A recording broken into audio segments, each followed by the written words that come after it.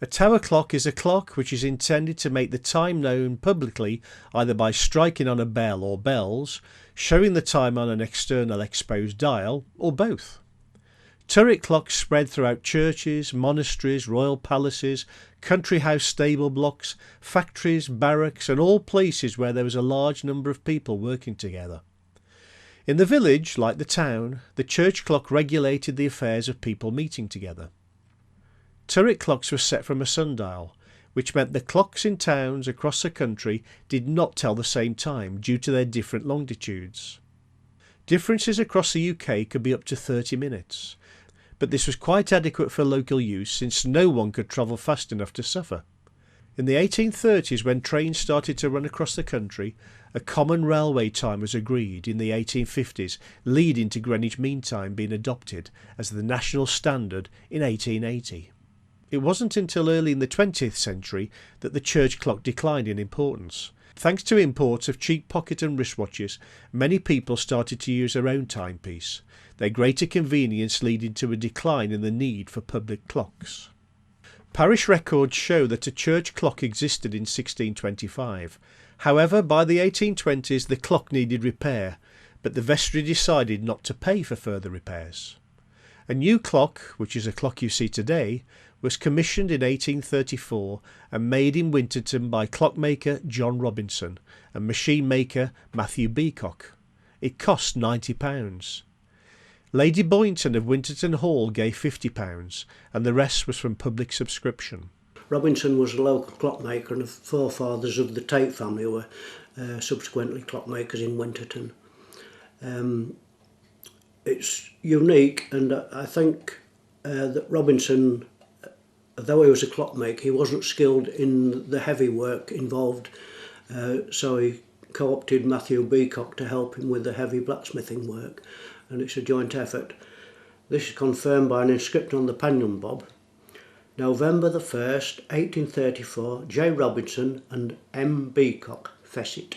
We took over from John Ablett, who had done it for nearly 30 years prior to this, and the two of us do the job together now, which is far better because it's more flexible. The clock mechanism is located high in the tower just below the bell chamber. Each week the Winterton Church clock keepers climb the internal tower ladders to the clock cupboard. They are responsible for the weekly winding and overall clock maintenance. We keep a regular sort of maintaining of lubrication of the friction parts and dusting of other parts, because dust is the real enemy of the clock as it grinds away between the teeth and wears them away. The two weights are 355 kilograms and 152 kilograms. And they each need to be wound up 10.7 metres.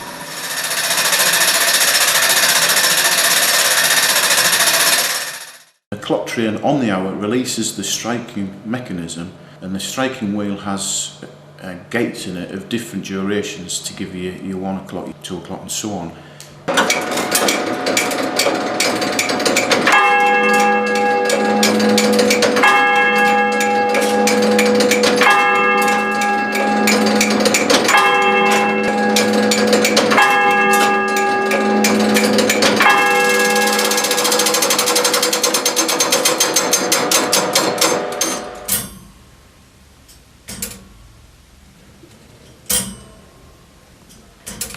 The diameter of the clock face that you can see on the tower is approximately 1.52 metres, or 5 feet.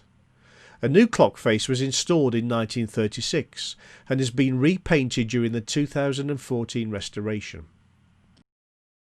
The escapement is quite unique in that it's got roller pallets. It has been said that James Harrison of the famous Harrison clockmakers colluded with John Robinson and Matthew Beacock to design the escapement in this clock before he went on to build Ortborough Church, a nearby village. We do aim to keep the clock. We try and get it within 10 seconds a week.